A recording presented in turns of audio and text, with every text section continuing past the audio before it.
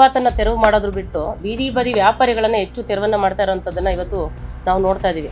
ವ್ಯವಸ್ಥಿತವಾದ ಜಾಗನ ಗುರ್ತು ಮಾಡಿ ಕೊಡೋವರೆಗೂ ಯಾವುದೇ ಬೀದಿ ವ್ಯಾಪಾರಿಗಳನ್ನ ಎತ್ತಂಗಡಿ ಮಾಡಬಾರ್ದು ಅಂತ ಹೇಳುತ್ತೆ ಸೆಕ್ಷನ್ 3(3) ಪ್ರಕಾರ.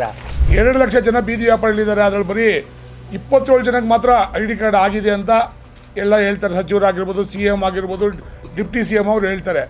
TVCಗೆ ಪವರ್ ಡೆಲಿಗೇಷನ್ ಕೊಡಲಿಲ್ಲ, ಬೇಕಾಗಿರೋಂಥ ಸೌಲಭ್ಯ ಕೊಡಲಿಲ್ಲ, ಕಾನೂನಾಗೇ ಉಳಿದಿದೆ. ನೋಟಿಸ್ ಕೊಡಬೇಕಾಗತ್ತೆ. ಇವ್ರು ಹೇಳ್ತಾ ಇದ್ದಾರೆ ನೋಟಿಸ್ ಕೊಡ್ತಾ ಇದ್ದೀವಿ, ನಾವು ನೋಟಿಸ್ ಕೊಟ್ಟಿದ್ದೀವಿ ಅಂತ. ಯಾರಿಗೂ ನೋಟಿಸೇ ಕೊಡ್ತಾ ಇಲ್ಲ. ಯಾವ ನೋಟಿಸ್ ಕೊಟ್ಟಿದ್ದಾರೆ? 2015 ಕಾಯ್ದೆ ಪ್ರಕಾರ ನಮ್ಗೆ ಏನು ಆ್ಯಕ್ಟಲ್ಲಿದೆ ವೆಂಡಿಂಗ್ ಝೋನ್ ಮಾಡ್ಕೊಡ್ಬೇಕಂತ ಇದೆಯಲ್ಲ, ಅದನ್ನು ಯಾಕೆ ಸರ್ಕಾರದವ್ರು ಯಾಕೆ ಇದನ್ನು ಗಮನ ಇಟ್ಕೊಳ್ತಾ ಇಲ್ಲ? ರಾಜ್ಯ ಸರ್ಕಾರ ಇದುವರೆಗೂ ಕಾನೂನು ಆಗಿದ ಮೇಲೆ ನಿಯಮ ಯೋಜನೆಗಳನ್ನ ಜಾರಿ ಮಾಡಿದೆ ಹೊರತು ಯಾವುದೇ ಥರದ ಯೋಜನೆಗಳನ್ನ ನಮ್ಮ ಬೀದಿ ವ್ಯಾಪಾರಿಗಳು ಕೊಟ್ಟಿಲ್ಲ. ಈಗಾಗಲೇ ನಿಮ್ಗೆಲ್ಲರಿಗೂ ಕೂಡ ಗೊತ್ತಿರೋಂಗೆ ಬೀದಿ ಬದಿ ವ್ಯಾಪಾರಿಗಳನ್ನು ತೆರವು ಮಾಡ್ತಾ ಇರೋಂಥದ್ದನ್ನು ಎಲ್ಲರೂ ಕೂಡ ನೋಡ್ತಾ ಇದ್ದೀರಿ. ಒಂದು ಪಾದಚಾರಿಗಳ ಅನುಕೂಲಕ್ಕಾಗಿ ಫುಟ್ಪಾತ್ ತೆರವನ್ನು ಮಾಡ್ತಾ ಇದ್ದೀವಿ ಅಂತೇಳಿ ಒಂದು ಸುಪ್ರೀಂ ಕೋರ್ಟ್ ಆರ್ಡರ್ ಏನಾಗಿದೆ, ಆ ಲೆಕ್ಕದಲ್ಲಿ ಫುಟ್ಪಾತನ್ನು ತೆರವು ಮಾಡೋದ್ರ ಬಿಟ್ಟು ಬೀದಿ ಬದಿ ವ್ಯಾಪಾರಿಗಳನ್ನು ಹೆಚ್ಚು ತೆರವನ್ನು ಮಾಡ್ತಾ ಇರೋವಂಥದ್ದನ್ನು ಇವತ್ತು ನಾವು ನೋಡ್ತಾ ಇದ್ದೀವಿ.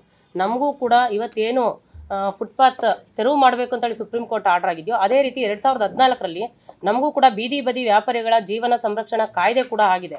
ಆ ಕಾಯ್ದೆನಲ್ಲಿ ಸ್ಪಷ್ಟವಾಗಿ ಹೇಳುತ್ತೆ, ಬೀದಿ ಬದಿ ವ್ಯಾಪಾರಿಗಳನ್ನು ಎತ್ತಂಗಡಿ ಮಾಡಿಸ್ಬಾರ್ದು, ಮತ್ತು ಅವರಿಗೆ ವೆಂಡಿಂಗ್ ಝೋನ್ಗಳನ್ನು ಮಾಡಿಕೊಡ್ಬೇಕು, ಅವ್ರನ್ನ ಸರ್ವೆಯನ್ನು ಮಾಡಬೇಕು, ಎಲ್ಲರಿಗೂ ಗುರುತಿನ ಚೀಟಿಯನ್ನು ಕೊಡಬೇಕು ಅಂತೇಳಿ ಹೇಳಿದೆ. ಆದರೆ ಕೆಲವು ಮಂದಿಯನ್ನು ಮಾತ್ರ ಸರ್ವೆ ಮಾಡಿ ID ಕಾರ್ಡನ್ನು ಕೊಟ್ಟಿದ್ದಾರೆ. ID ಕಾರ್ಡ್ ಕೊಟ್ಟಿದ್ರೂ ಕೂಡ ಇವತ್ತು ಮತ್ತೆ ಆ ಬೀದಿ ಬದಿ ವ್ಯಾಪಾರಿಗಳನ್ನು ಎತ್ತಂಗಡಿ ಮಾಡಿಸುವಂಥ ಕೆಲಸವನ್ನು ಈ ಸರ್ಕಾರ ಹೊರಟಿದೆ. ಅದನ್ನು ವಿರೋಧಿಸಿ ನಾಳಿದ್ದು ಅಂದರೆ 8ನೇ ತಾರೀಕು ಫ್ರೀಡಮ್ ಪಾರ್ಕಲ್ಲಿ ಬುಧವಾರ ನಾವು ಇಡೀ ಬೀದಿ ಬದಿ ವ್ಯಾಪಾರಿಗಳ 6 ಸಂಘಟನೆಗಳು, ಪ್ರಮುಖ ಸಂಘಟನೆಗಳು ಸೇರಿ ಅವತ್ತು ಹೋರಾಟವನ್ನು ಮಾಡ್ತಾ ಇದ್ದೀವಿ. ಎಲ್ಲ ಬೀದಿ ಬದಿ ವ್ಯಾಪಾರಿಗಳು ಅವರ ವ್ಯಾಪಾರವನ್ನು ಬಂದ್ ಮಾಡಿ ಆ ಒಂದು ಫ್ರೀಡಮ್ ಪಾರ್ಕಲ್ಲಿ ಭಾಗವಹಿಸ್ತೀವಿ ಅನ್ನೋದಕ್ಕೆ ಇವತ್ತು ನಾವು ಹೇಳಲಿಕ್ಕೆ ಇಷ್ಟಪಡ್ತಾ ಇದ್ದೀವಿ. ಇಷ್ಟು ದಿನ ನಾವೇನೆಲ್ಲ ಹೋರಾಟಗಳನ್ನು ಮಾಡಿದ್ವಿ, ನಾವು ಸರ್ಕಾರಕ್ಕೆ ಮನವಿ ಕೂಡ ಹಲವಾರು ಸಂಘಟನೆಗಳಿಂದ ಕೊಟ್ಟಿದ್ದೀವಿ. ತಕ್ಷಣ ನಮ್ಮ ಬೀದಿ ಬದಿ ವ್ಯಾಪಾರಿಗಳ ತೆರವನ್ನು ನಿಲ್ಲಿಸಬೇಕು ಅಂತೇಳಿ ಇವಾಗಲೂ ಕೂಡ ನಾವು ಕೇಳ್ತಾ ಇರೋಂಥದ್ದು, ತಕ್ಷಣ ಈ ತೆರವು ಕಾರ್ಯಾಚರಣೆಯನ್ನು ನಿಲ್ಲಿಸಬೇಕು. ಕಾರ್ಯಾಚರಣೆಯನ್ನು ನಿಲ್ಲಿಸಲಿಲ್ಲ ಅಂದರೆ 8ನೇ ತಾರೀಕು ಹೋರಾಟ ಆದಮೇಲೆ ಮತ್ತೆ ಇನ್ನೂ ದೊಡ್ಡ ಮಟ್ಟದ ಹೋರಾಟಗಳನ್ನು ನಾವು ಇವತ್ತು ಮಾಡಬೇಕಾಗ್ತದೆ. ಇದು GBA ವ್ಯಾಪ್ತಿನಲ್ಲಿ ಇವತ್ತು ಮಾಡ್ತಾ ಇರೋಂಥದ್ದು. ಇಡೀ ರಾಜ್ಯದಲ್ಲಿ ಎಲ್ಲ ಕಡೆಯೂ ತೆರವು ಕಾರ್ಯಗಳನ್ನು ಮಾಡ್ತಾ ಇದ್ದಾರೆ. ಅದನ್ನು ವಿರೋಧಿಸಿ ಮುಂದಿನ ದಿನಗಳಲ್ಲಿ ದೊಡ್ಡ ಮಟ್ಟದ ಹೋರಾಟಗಳನ್ನು ನಾವು ಮಾಡ್ತೀವಿ. 100% ಶುದ್ಧ ಶ್ರೀಗಂಧ ಎಣ್ಣೆಯಿಂದ ತಯಾರಾಗಿದೆ, ಅಸಲಿ ಉತ್ತಮಿಕೆಯನ್ನು ಹೊಂದಿದೆ. ಮೈಸೂರು ಸ್ಯಾಂಡಲ್ ಸೋಪ್, ನನ್ನ ರಾಯಲ್ ಬ್ಯೂಟಿ ರಿಚುವಲ್. ಇತ್ತೀಚಿನ ದಿನಗಳಲ್ಲಿ ಬೀದಿ ವ್ಯಾಪಾರಿಗಳ ಎತ್ತಂಗಡಿ ನಡೀತಾ ಇದೆ. ಅದು ಕಾನೂನು ಬಾಹಿರ ಎತ್ತಂಗಡಿ. ಅದು ನಮ್ಮ ಎತ್ತಂಗಡಿ ಏನಕ್ಕೆ ಮಾಡ್ತಾರೆ? ಅವರು ಕಾನೂನೇ ಇದೆ. ಕೇಂದ್ರದಲ್ಲಿ ಕಾಂಗ್ರೆಸ್ ಸರ್ಕಾರ ಇದ್ದಾಗ 2014ರಲ್ಲಿ ಲಾಸ್ಟ್ ಕ್ಯಾಬಿನೆಟಲ್ಲಿ ಸುಪ್ರೀಂ ಕೋರ್ಟ್ ಆದೇಶದ ಮೇರೆಗೆ ಕಾನೂನನ್ನು ತಂದಿದ್ದು. ಅದೇ ಕಾನೂನು ಇವಾಗ ಜಾರಿಯಲ್ಲಿರೋದು. ಆ ಕಾನೂನನ್ನ ಸರಿಯಾದ ರೀತಿಯಲ್ಲಿ ಅರ್ಥ ಮಾಡ್ಕೊಳ್ದೆ ಯಾವುದೋ ಸುಪ್ರೀಂ ಕೋರ್ಟ್ ಆರ್ಡ್ರು ಅಂತ ಹೇಳ್ತಾರಲ್ಲ, ಸುಪ್ರೀಂ ಕೋರ್ಟ್ ಆರ್ಡ್ರಲ್ಲೂ ಇದೆ. ಸುಪ್ರೀಂ ಕೋರ್ಟ್ ಆರ್ಡ್ರ್ ಮೊನ್ನೆನೂ ಇದೆ. ಡೆಕ್ಕನ್ ಪೇಪರಲ್ಲಿ ನಾನು ಓದಿದ್ದೀನಿ, ಫ್ರಂಟ್ ಪೇಜಲ್ಲಿದೆ. ಅದು ಫ್ರಂಟ್ ಪೇಜಲ್ಲಿ ಬೀದಿ ವ್ಯಾಪಾರಿಗಳ ಕಾನೂನು ಗಮನದಲ್ಲಿ ಇಟ್ಕೊಂಡು ನೀವು ಎತ್ತಂಗಡಿ ಮಾಡಬೇಕು ಅಂತಲೇ ಹೇಳುತ್ತೆ. ಆದರೆ ಇವಾಗ ಅದಕ್ಕೂ ಮುಂಚೆ ನಾನೊಂದು ಪ್ರಸ್ತಾಪ ಮಾಡ್ತೀನಿ. ಇವಾಗ 23ರಲ್ಲಿ ಚುನಾವಣೆ ಆಯ್ತಲ್ಲ, 23ರಲ್ಲಿ ಚುನಾವಣೆ ಆದಾಗ ಇದೇ ಕಾಂಗ್ರೆಸ್ನ ಪರಮೋಚ್ಚ ನಾಯಕ ರಾಹುಲ್ ಗಾಂಧಿ ಅವರು ಬೆಂಗಳೂರಿಗೆ ಬಂದ್ರಲ್ಲ.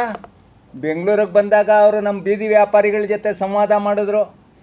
ನಮಗೆ ಸಪೋರ್ಟ್ ಮಾಡಿ ನಮ್ಮ ಸರ್ಕಾರ ಬಂದರೆ ನಿಮಗೆ ಎಲ್ಲ ರೀತಿಯಲ್ಲಿ ಒಳ್ಳೆಯದನ್ನು ಮಾಡ್ತೀವಿ, ನಾವು ಬಡವರ ಪರ ಇರೋದು ನಮ್ಮದು ಪಕ್ಷ, ಆ ಪಕ್ಷನ ಅಧಿಕಾರಕ್ಕೆ ತಗೊಂಬನ್ನಿ ಅಂತ ಹೇಳಿದಾಗ ನಮ್ಮ ಬೀದಿ ವ್ಯಾಪಾರಿಗಳು ಮತ್ತು ಮಧ್ಯಮ ವರ್ಗದವರು ಬಡವರೆಲ್ಲನೂ ಕಾಂಗ್ರೆಸ್ಗೆ ವೋಟ್ ಹಾಕಿ ಕಾಂಗ್ರೆಸ್ ಸರ್ಕಾರ ಬಂತಲ್ಲ, ಆಗ DK ಶಿವಕುಮಾರ್ ಸಾಹೇಬ್ರೇನೇ ಇದ್ರಲ್ಲ ಅಧ್ಯಕ್ಷರಾಗಿ, ಆ ಸಂವಾದದಲ್ಲಿ ಅವರು ಇದ್ರಲ್ಲ. ಎಲ್ಲ ಆದಮೇಲೆ ಇವಾಗ ಅವರೇ ಹೇಳಿದರು ಒಳ್ಳೇದು ಮಾಡ್ತೀವಿ ಅಂತ.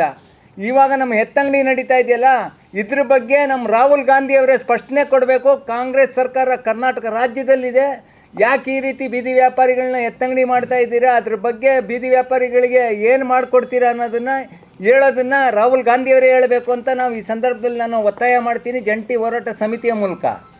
ಅದೇ ರೀತಿ ಇವಾಗ ಸೆಕ್ಷನ್ 3(3) ಪ್ರಕಾರ ನಮ್ಮ ಬೀದಿ ವ್ಯಾಪಾರಿಗಳಿಗೆ ಸಂಪೂರ್ಣ ಸಮೀಕ್ಷೆ ಮಾಡಿ ಅವ್ರಿಗೆ ಗುರುತಿನ ಚೀಟಿ ನೀಡಿ ವ್ಯವಸ್ಥಿತವಾದ ಜಾಗನ ಗುರುತು ಮಾಡಿ ಕೊಡೋವರೆಗೂ ಯಾವುದೇ ಬೀದಿ ವ್ಯಾಪಾರಿಗಳನ್ನ ಎತ್ತಂಗಡಿ ಮಾಡಬಾರ್ದು ಅಂತ ಹೇಳುತ್ತೆ ಸೆಕ್ಷನ್ 3(3) ಪ್ರಕಾರ.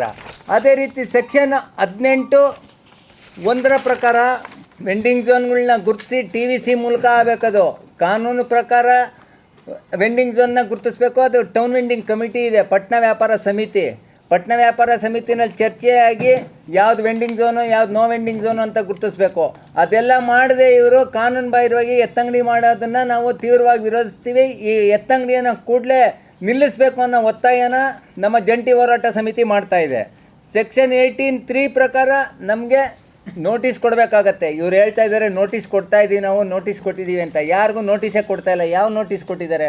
ಕೊಡಬೇಕು ಅಂತ ಹೇಳಿದ್ರೆ ಟೌನ್ ವೆಂಡಿಂಗ್ ಕಮಿಟಿ ಮೂಲಕನೇ ಆಗಬೇಕದು, ಕಾನೂನು ರೀತಿನಲ್ಲಿ ಆಗಬೇಕು. ಎಲ್ಲ ಕಾನೂನು ಬಾಹಿರವಾಗೇ ಮಾಡ್ತಾ ಇರೋ ಚಟುವಟಿಕೆ ಹೊರತು ಕಾನೂನು ಪರವಾಗಿ ಯಾವುದೇ ಚಟುವಟಿಕೆ ಮಾಡ್ತಾ ಇಲ್ಲ. ಇವರು ಕಾನೂನು ಪರವಾಗಿ ಚಟುವಟಿಕೆ ಮಾಡಬೇಕು ಅಂತ ನಮ್ಮ ಜಂಟಿ ಹೋರಾಟ ಸಮಿತಿ ಒತ್ತಾಯ ಮಾಡುತ್ತೆ ನಮ್ಮದು. ಅದೇ ರೀತಿ ಇವಾಗ ನಮ್ಮದು ತೆರವು ಮಾಡ್ತಾ ಇದ್ದಾರಲ್ಲ, ತೆರವು ಮಾಡೋ ಸ್ಥಳದಲ್ಲಿ ಬೇರೆ ಬೇರೆ ಕಾರುಗಳು ಬಂದು ನಿಲ್ತದಲ್ಲ.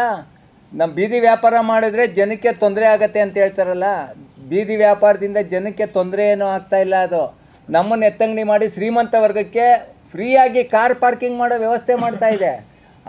ಅದನ್ನು ಬಿಟ್ಟು ನಮಗೆ ಒಂದು ವ್ಯವಸ್ಥೆ ಮಾಡಿಕೊಟ್ಬಿಟ್ಟು ಅವ್ರು ತೆರವು ಕಾರ್ಯಾಚರಣೆ ಮಾಡಲಿ. ಅದು ಟೌನ್ ವೆಂಡಿಂಗ್ ಕಮಿಟಿ ಮೂಲಕ ಆಗಬೇಕು. ಅದು ಸಚಿವರ ಗಮನಕ್ಕೆ ಬರಬೇಕದು. ಕಾನೂನು ಏನಿದೆ ಅಂತ ತಿಳ್ಕೊಳ್ಳೋದೇನೆ ಸುಮ್ಮನೆ ಏಕಾಏಕಿ ಸುಪ್ರೀಂ ಕೋರ್ಟ್ ಆರ್ಡ್ರು ಅಂತ ಹೇಳೋದು ಅದು ತಪ್ಪು.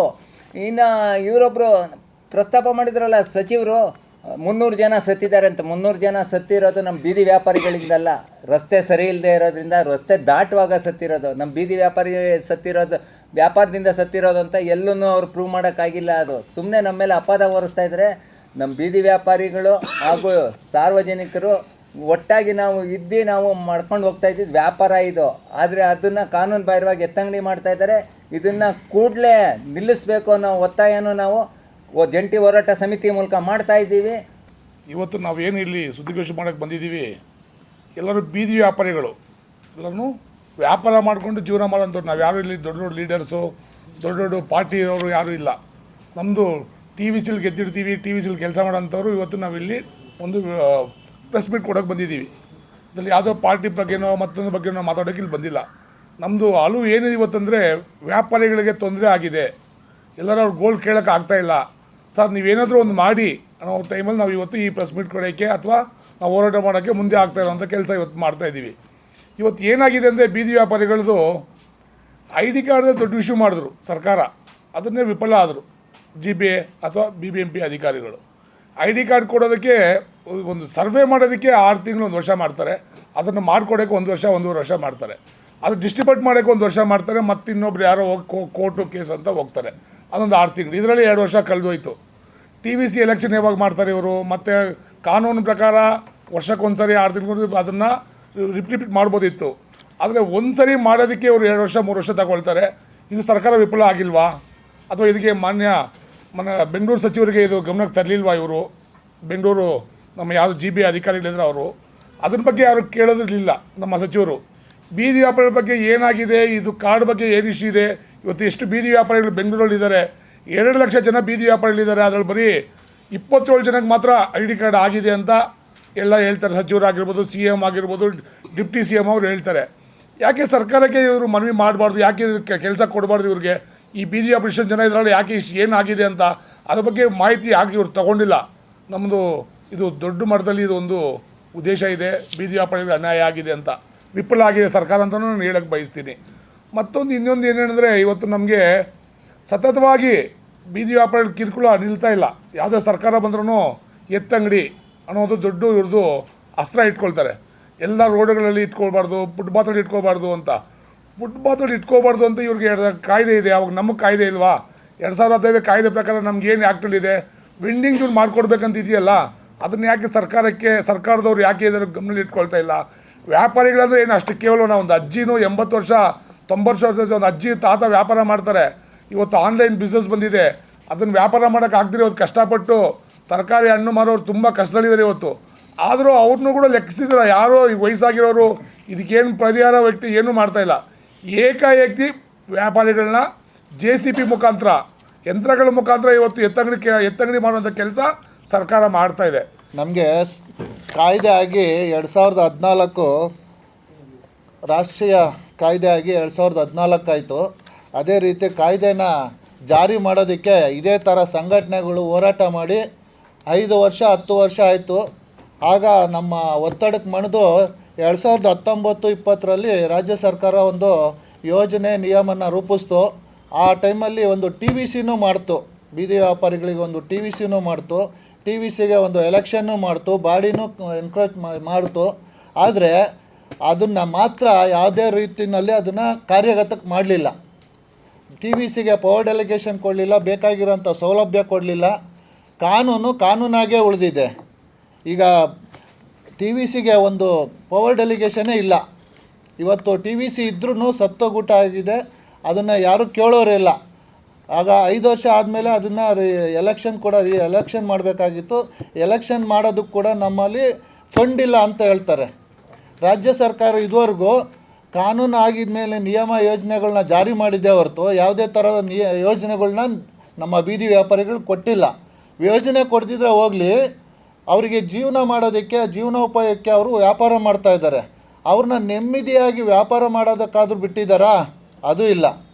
ಇವತ್ತು ಹೇಳ್ತಾ ಇದ್ದಾರೆ ಬೀದಿ ವ್ಯಾಪಾರಿಂದ ಅನಾನುಕೂಲ ಆಗ್ತಾಯಿದೆ, ಅಲ್ಲಿ ಆಕ್ಸಿಡೆಂಟ್ ಆಗ್ತಾಯಿದೆ, ಇನ್ನೊಂದು ಮತ್ತೊಂದು ಹೇಳ್ತಾ ಇದ್ದಾರೆ. ಇದೆಲ್ಲ ಅಸಡ್ಡೆ ಸುಳ್ಳು. ಎಲ್ಲಿ ಬೀದಿ ವ್ಯಾಪಾರಿ ಇದ್ದಾರೆ ಅಲ್ಲಿ ಕಳ್ತನ ಆಗ್ತಾಯಿಲ್ಲ, ಸರಗಳ್ತನ ಆಗ್ತಾಯಿಲ್ಲ. ಆ ರೋಡಲ್ಲಿ ಆಕ್ಸಿಡೆಂಟ್ ಆದವ್ರಿಗೆ ಬೀದಿ ವ್ಯಾಪಾರಿಗಳು ಹೋಗಿ ಅವ್ರಿಗೆ ಸಹಾಯ ಮಾಡ್ತಾರೆ, ನೀರು ಕೊಟ್ಟು ಅವ್ರನ್ನ ಫಾಸ್ಟ್ ಏಡ್ ಅವರೇ ನಮ್ಮ ಬೀದಿ ವ್ಯಾಪಾರಿಗಳೇ ಮಾಡೋದು. ಯಾವ ಬರೋಲ್ಲ, ಟ್ರಾಫಿಕ್ ಅವ್ರು ಬರೋಲ್ಲ, ಲ್ಯಾಂಡ್ ಆರ್ಡ್ರು ಬರೋಲ್ಲ. ಯಾವಾಗ ಬರ್ತಾರೆ? ಹಾಸ್ಪಿಟ್ಲಿಗೆ ಹೋದಾಗ ಬರ್ತಾರೆ. ಹೇಳಿ, ಈ ಥರ ಇರುವಾಗ ಬೀದಿ ವ್ಯಾಪಾರಿಗಳಿಂದ ಸಾರ್ವಜನಿಕರಿಗೆ ಅನುಕೂಲನೇ ಇದೆ ಹೊರತು ಅನನುಕೂಲ ಇಲ್ಲ. ಪಾದಚಾರಿ ಒತ್ತುವರಿ ಅಂತ ಹೇಳ್ತಾರಲ್ಲ, ಪಾದಚಾರಿ ಒತ್ತುವರಿನಲ್ಲಿ 10 ಅಡಿ ಜಾಗಕ್ಕೆ 4 ಅಡಿ ಬೀದಿ ವ್ಯಾಪಾರ ಮಾಡೋದಕ್ಕೆ ಕಾನೂನಲ್ಲಿ ಸ್ಪಷ್ಟವಾಗಿ ಹೇಳಿದೆ. ಅದನ್ನಾದರೂ ಮಾಡಿಕೊಡಿ. ನೀವೇ ಕಾನೂನನ್ನು ಜಾರಿ ಮಾಡಿ, ಕಾನೂನನ್ನು ಉಲ್ಲಂಘನೆ ನೀವು ಮಾಡ್ತಾ ಇರೋದು, ಬೀದಿ ವ್ಯಾಪಾರಿ ಉಲ್ಲಂಘನೆ ಮಾಡ್ತಾಯಿಲ್ಲ. ಇವತ್ತು ಏನು ನಮ್ಮ ಸರ್ಕಾರ ಹೆಸರಿಗೆ ಅಷ್ಟೇ ಬಡವರ ಪಕ್ಷ, ಬಡವರ ಪರವಾಗಿ ಅಂತ ಇದೆ. ಯಾವ ಯೋಜನೆ ಮಾಡಿದೆ? ಕುಮಾರಸ್ವಾಮಿ ಅವರು ಬಂದಾಗ ಒಂದು ಬಡವರ ಬಂಧು ಅಂತ ಒಂದು ಯೋಜನೆ ಮಾಡಿದ್ರು. ಅಲ್ಲಿಂದ ಆರ್ಥಿಕವಾಗಿ ಅವರಿಗೆ ಸಹಾಯ ಆಗ್ತಾಯಿತ್ತು. ಅದಾದಮೇಲೆ ಯಾವುದೇ ಥರದ ಯೋಜನೆಗಳು ರಾಜ್ಯ ಸರ್ಕಾರದಿಂದ ಇಲ್ಲ. ಇವತ್ತು ಎಲ್ಲ ಕಡೆ ರಸ್ತೆ ಗುಂಡಿಗಳಿದೆ, ಆಕ್ಸಿಡೆಂಟ್ಗಳಾಗ್ತಾ ಇದ್ದಾವೆ. ಈ ರೀತಿ ಸರಿಯಾದಂಥ ಸೌಲಭ್ಯಗಳಿದ್ದೀರಾ, ರಸ್ತೆಗಳನ್ನು ಮುಚ್ಚಲಿಕ್ಕೆ ಆಗ್ದಿರಾ, ಫುಟ್ಪಾತ್ಗಳನ್ನು ಸರಿಯಾಗಿ ವ್ಯವಸ್ಥೆ ಮಾಡಿದಿರಾ. ಇವತ್ತು ಆಕ್ಸಿಡೆಂಟ್ಗಳಿಗಾಗಿ ಜನ ಸಾಯ್ತಾ ಇದ್ರು ಕೂಡ ಫುಟ್ಪಾತ್ ವ್ಯಾಪಾರಿಗಳಿಂದ ಸಾಯ್ತಾ ಇದ್ದಾರೆ ಅನ್ನೋಂಥ ಒಂದು ಸ್ಟೇಟ್ಮೆಂಟನ್ನು ಕೃಷ್ಣೇ ಬೈರೇಗೌಡ ಸರ್ ಕೊಟ್ಟಿದ್ದಾರಲ್ಲ, ಆ ಒಂದು ಮಾತನ್ನು ವಾಪಸ್ ತೊಗೊಬೇಕು. ನಮ್ಮಿಂದ ಯಾವುದೇ ರೀತಿಯ ತೊಂದರೆ ಯಾರಿಗೂ ಕೂಡ ಆಗ್ತಾಯಿಲ್ಲ. ನಾವೆಲ್ಲರೂ ಕೂಡ ಅನ್ಯೂನ್ಯವಾಗಿ ಬದುಕಲಿಕ್ಕೆ ಸಾಧ್ಯ ಆಗಬೇಕು. ನಮಗೆ ವೆಂಡಿಂಗ್ ಝೋನ್ಗಳನ್ನು ಮಾಡಬೇಕು, ನಮಗೆ ಗುರುತಿನ ಚೀಟಿಗಳನ್ನು ಮತ್ತೆ ಕೊಡಬೇಕು. ಯಾವುದೇ ಕಾರಣಕ್ಕೂ ತೆರವು ಕಾರ್ಯವನ್ನು ನಿಲ್ಲಿಸಬೇಕು, ಈಗಲೇ ತೆರವನ್ನು ಮಾಡಬಾರ್ದು ಅಂತೇಳಿ ಕೇಳಲಿಕ್ಕೆ ನಾನು ಇಷ್ಟಪಡ್ತೀನಿ. ಮೌಖಿಕವಾಗಿ ಆದೇಶ ಕೊಟ್ಟಿದ್ದಾರೆ, ರೈಟಿಂಗಲ್ಲಿ ಕೊಡಲಿ ಆದೇಶನ. ಎಲ್ಲ ಅಧಿಕಾರಿಗಳು ಬಂದು ನಮಗೆ ಆದೇಶ ಇದೆ ಅಂತಾರೆ. ನಾವು ಆದೇಶನ ಕೇಳಿದ್ರೆ ಪೊಲೀಸ್ ಅಧಿಕಾರಿ ಆಗಿರ್ಬೋದು, ಕಾರ್ಪೊರೇಷನ್ ಅಧಿಕಾರಿ ಇರ್ಬೋದು, ಯಾರೂ ಆದೇಶದ ಪ್ರತಿಯನ್ನೇ ಕೊಡ್ತಾ ಇಲ್ಲ. ಆದೇಶದ ಪ್ರತಿನ ತೋರಿಸಿ ಅವರು ಮಾತಾಡಲಿ. ಅದಕ್ಕೋಸ್ಕರ ನಾವು ಉಗ್ರ ಹೋರಾಟವನ್ನು ಮಾಡ್ತಾ ಇದ್ದೀವಿ. 8ನೇ ತಾರೀಕು ಫ್ರೀಡಮ್ ಪಾರ್ಕಲ್ಲಿ ಬೆಳಗ್ಗೆ 10 ಗಂಟೆಗೆ. ಯಾರಾದರೂ ದುಡ್ಡು ಒಂದು 50 ರೂಪಾಯಿ, ಒಂದು ಇಡ್ಲಿ ವಡೆ 80 ರೂಪಾಯಿ ಇದೆ. ಅವನಿಗೆ ಇಡ್ಲಿ ವಡೆ ತಿಂದರೆ ಹೊಟ್ಟೆ ತುಂಬುತ್ತಾ? ಬಡವ ಯಾರೋ ಇಸ್ಕೊಂಡು ತಿಂತಾನೆ, ಅದಕ್ಕೆ ಇಷ್ಟೊಂದು ಕಷ್ಟ ಕೊಟ್ಟರೆ ಜೀವನ ಹೆಂಗೆ ಮಾಡ್ತಾರೆ ಬೀದಿ ವ್ಯಾಪಾರಿಗಳು? ಅಥವಾ ಸಾಮಾನ್ಯ ಜನ ಹೆಂಗೆ ಅದನ್ನು ಈಸ್ಕೊಂಡು ಮುಂದುವರಿಸ್ತಾರೆ? ಅದನ್ನು ಕೂಡ ನೀವು ಆಲೋಚನೆ ಮಾಡಬೇಕಾಗ್ತದೆ ಸರ್ಕಾರದವರು ಅಂತ ನಾನು ಈ ಸಂದರ್ಭ ಹೇಳಕ್ಕೆ ಬಯಸ್ತೀನಿ. ನಮಸ್ತೆ. ಈ ಹೋರಾಟದಲ್ಲಿ ನಮ್ಮ ಹಕ್ಕೊತ್ತಾಯಗಳು, ನಮ್ಮ ಸ್ನೇಹಿತರು ಹೇಳ್ದಂಗೆ ಈ ಹಕ್ಕೊತ್ತಾಯಗಳನ್ನು ಅವರೇನು ಈಡೇರಿಸ್ತಾ ಹೋದರೆ ಮುಂದಿನ ದಿನಗಳಲ್ಲಿ ಕರ್ನಾಟಕ ರಾಜ್ಯಾದ್ಯಂತ ನಾವು ಹೋರಾಟ ಮಾಡೋದಕ್ಕೆ ಕರೆ ಕೊಡಬೇಕಾಗುತ್ತೆ. ಆದಷ್ಟು ಬೇಗ ನಮ್ಮ ಹಕ್ಕೊತ್ತಾಯಗಳನ್ನ ನೆರವೇರಿಸೋದಕ್ಕೆ ಸರ್ಕಾರ ಮುಂದಾಗಬೇಕು. ಮುಂದಾಗಿಲ್ಲ ಅಂತಂದರೆ ನಮ್ಮ ಹೋರಾಟ ನಿರಂತರವಾಗಿರುತ್ತೆ. ಮತ್ತಷ್ಟು ವಿಶೇಷ ವಿಡಿಯೋಗಳನ್ನು ನೋಡಲು ಮತ್ತು ಹೊಸ ವಿಡಿಯೋಗಳ ಬಗ್ಗೆ ತಿಳಿಯಲು ಈ ದಿನ.com ಯೂಟ್ಯೂಬ್ ಚಾನೆಲ್ ಸಬ್ಸ್ಕ್ರೈಬ್ ಮಾಡಿ ಮತ್ತು ಬೆಲ್ ಐಕಾನ್ ಕ್ಲಿಕ್ ಮಾಡಿ.